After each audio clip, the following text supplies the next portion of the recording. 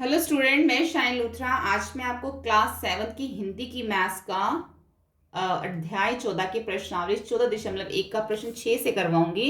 ये अध्याय हमारा सम्मित है। इससे पहले के जितने भी चैप्टर जो हैं वो हमने सबसे पहले जाके चैनल में अपलोडेड कर दिए हैं।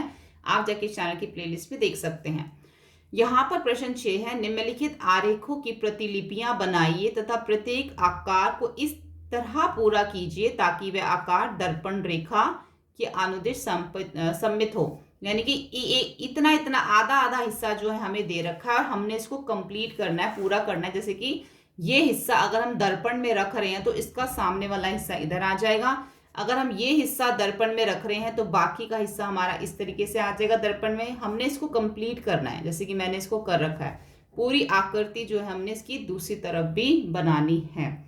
अगर ये वाला हिस्सा दे रखा है तो इसके सामने अगर दर्पण रखोगे तो ये वाला हिस्सा आ जाएगा, इसके सामने दर्पण रखो, अभी पूरा ऐसा बन जाएगा ना। तो अब यहाँ पे दर्पण रखोगे तो इसके सामने वाला हिस्सा आ जाएगा। ऐसे ही सिर्फ हमें इतना दे रखा था तो इसके अगर इधर दर्पण रखोगे तो ये वाला हिस्सा इधर आ जाएगा।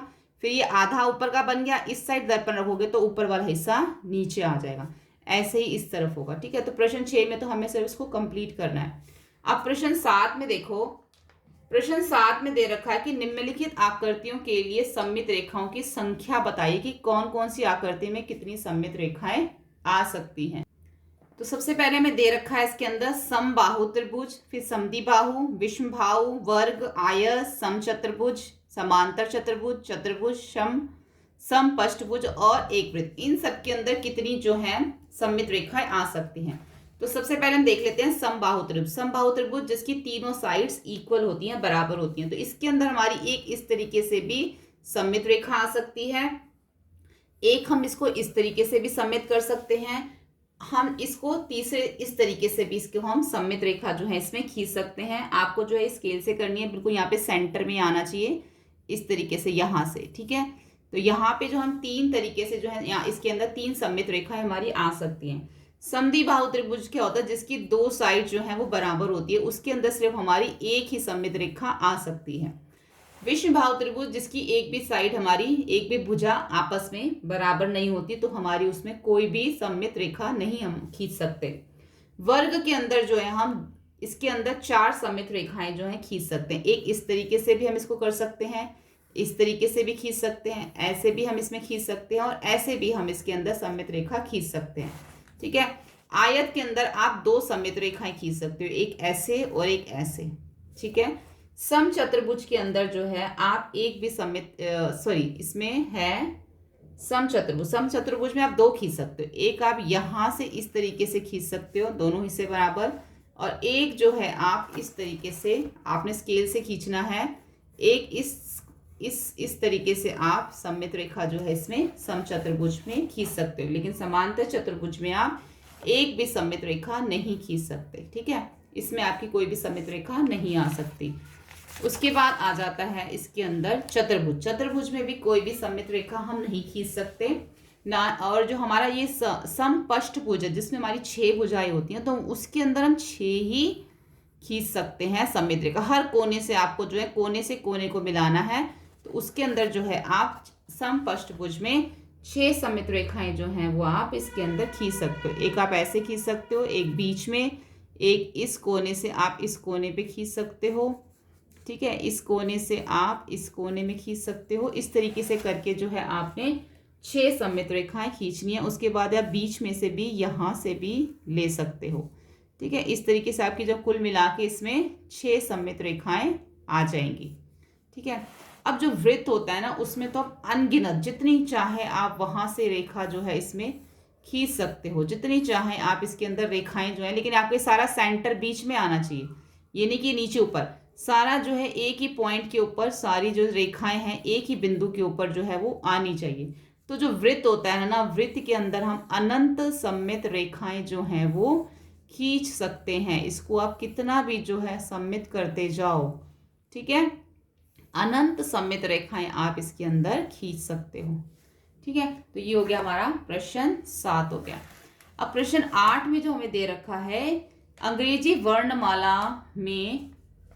वर्णमाला के किन अक्षरों को में निम्नलिखित के अनुदिश परावर्तन सम्मित यानी कि दर्पण में अगर हम रखते हैं, ऐसे कौन से इसके अंदर शब्द हैं इंग्लिश के अल्फाबेट जो हमारे वर्णमाला होती है, जिसको हम दर्पण में अगर रखते हैं तो उसके बिल्कुल सामने वैसा ही जो है वो बनता है। तो इसके अंदर कुछ अल्फाबेट्स ऐसे हैं, कुछ ऐसे हैं जो ऊर्ध्वावर्तक दर्पण, पहला हमें बताना है कि जो ऊर्ध्वावर्तक दर्पण में जो होता है, जैसे कि ए, अगर आप ए को इस तरीके से रखोगे दर्पण में, अगर आप देखोगे ए मैंने ऐसे लिखा है तो आपको दूसरी साइड भी वो ऐसा ही दिखता है, ठीक है। एच अगर आप देखते हो दर्पण में तो आपको दूसरी साइड भी एच ही दिखता है। ऐसे आई भी आपको दूसरी साइड, ये सब ऊर्ध्वावर्तक दर्पण के हैं, ठीक है, जो दूसरी साइड पे आपको सेम वैसे ही दिखते हैं। एम भी आपको सेम दिखता है, ओ भी सेम दिखता है और टी भी सेम दिखता है। इसी तरीके से अगर आप यू देखते हो इसके अंदर तो यू जो है आपको वो भी आपको सेम दिखेगा, वी भी सेम दिखेगा, डब्ल्यू भी आपको सेम दिखता है दूसरी साइड पे। ऐसे ही एक्स और वाई भी जो है ये बिल्कुल सेम दिखते हैं। तो ये हो गया हमारा ऊर्ध्वावर्तक में हमारा ये आ जाता है। अब दूसरा आ जाता है हमारा क्षैतिज दर्पण। क्षैतिज दर्पण जैसे कि अगर हमने बी लिखा है, ठीक है, तो वो जो बी है हमारा, अगर हम उसको देखते हैं तो क्षैतिज मतलब नीचे की तरफ, ये तो हमारा ऐसे हो गया, ठीक है। ऊर्ध्वावर्तक में ऐसे कि हमने इधर लिखा था और उसके इस तरफ देखा तो हमें ऐसे दिखा, लेकिन जो क्षैतिज है वो हमारा इस तरीके से होगा कि हमने ऊपर की तरफ लिखा और नीचे की तरफ दर्पण जब हमने रखा तो हमें वो इसी तरीके से सेम जो है वो अल्फाबेट वर्णमाला में दिखते हैं, बी सी डी ई। अब नीचे जब आप यहाँ पे दर्पण रखोगे तो नीचे भी आपको ये ऐसे ही बी सी डी और ई दिखेंगे, जैसे कि और इसमें दिखते हैं एच आई ओ और एक्स, ये जो है।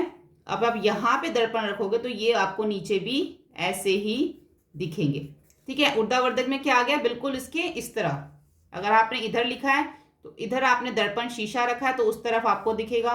अब आपने जो क्षैतिज में ऊपर लिखा है तो दर्पण आप रखोगे तो नीचे की तरफ दिखेगा, ठीक है। अब आपको बताना है कि ऊर्ध्वावर्तक और क्षैतिज दर्पण में दोनों कौन से जो है अल्फाबेट थे, जैसे कि इसमें भी एच है, आई, इसमें भी आई है, ओ है और एक्स है, ठीक है।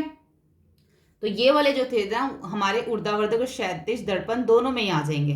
तो इसका जो होगा थर्ड वाले सी वाले का आंसर वो होगा एच आई ओ और एक्स, ठीक है। अब आ जाता है प्रश्न 9 हमारा, ऐसे आकारों के 3 उदाहरण दीजिए जिनमें कोई सममित रेखा ना हो। अब हम इसमें से ही बता देते, जैसे मैंने 7th वाला किया था ना, तो ऐसे कौन से आकार थे 3 बताने हैं जिसमें एक भी सममित रेखा नहीं थी। जैसे कि हमारा चतुर्भुज था तो इसमें सममित रेखा नहीं थी, एक तो आप चतुर्भुज लिख दोगे। और कौन से थे, और 2 थे हमारे, एक हमारा था विषमबाहु, इसमें भी कोई हमारी सममित रेखा नहीं थी। एक हमारा था समांतर चतुर्भुज, इसमें भी हमारी कोई सममित रेखा नहीं थी। तो हम इसमें लिखेंगे चतुर्भुज, विषमबाहु और समांतर चतुर्भुज में हमारी सममित रेखा जो है वो नहीं होती। तो ये तीनों नाम आपने लिख देने हैं। आप निम्नलिखित आकृतियों की सममित रेखा के लिए अन्य क्या नाम दे सकते हैं। अब जो हमें बताना है कि जो और भी आकृतियां होती हैं उसमें जो सममित रेखा के लिए हम उनको और क्या नाम दे सकते हैं। जैसे कि पहला अगर हम समद्विबाहु त्रिभुज देखें तो समद्विबाहु त्रिभुज में सममित रेखा उसकी माध्यिका या शीर्ष लंब हम उसको जो है वो कह सकते हैं। समद्विबाहु त्रिभुज हम यहाँ देख लेते हैं, देखो ये हमारा समद्विबाहु त्रिभुज था, हमने जो इसमें सममित रेखा खींची ना, इस सममित रेखा को हम माध्यिका भी कह सकते हैं। तो हम उसका आंसर में लिखेंगे कि समद्विबाहु त्रिभुज में सममित रेखा उसकी माध्यिका या शीर्षलंब होता है। इसको आप माध्यिका भी कह सकते हो और शीर्षलंब भी कह सकते हो। तो आप समद्विबाहु त्रिभुज का लिख देना, समद्विबाहु त्रिभुज में सममित रेखा उसकी माध्यिका या शीर्षलंब होता है। ऐसे ही जो वृत्त होता है ना, वृत्त के अंदर अगर हम एक सममित रेखा खींचें, मान लो मैंने इस तरीके से खींची, या ये वृत्त है मैंने इसमें सममित रेखा ऐसे खींची, तो इसको हम व्यास भी कहते हैं। तो एक वृत्त में सममित रेखा वृत्त का व्यास है, तो ये वृत्त का क्या है, व्यास है, ठीक है। तो ये हो गया हमारा प्रश्न 10। तो इस तरीके से हमने जो इसमें जो है प्रश्न 6 से लेकर 10 तक हमने इसमें किए हैं। अगर आपको ये वीडियो हेल्पफुल लगे तो प्लीज लाइक शेयर सब्सक्राइब करें। Thank you.